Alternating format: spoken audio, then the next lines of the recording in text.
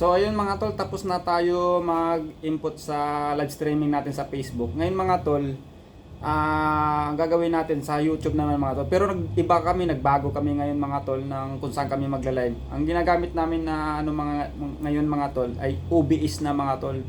So doon na tayo magla-live sa OBS. Pero sa YouTube yun, papasok yun sa YouTube mga tol. So ito mga tol, may OBS na tayo naka-download dito. So kiklik na lang natin to mga tol, OBS.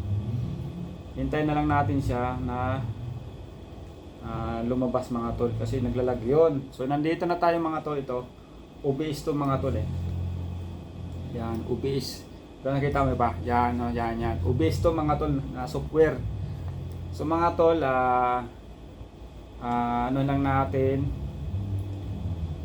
ayan. So start lang natin mga tol yung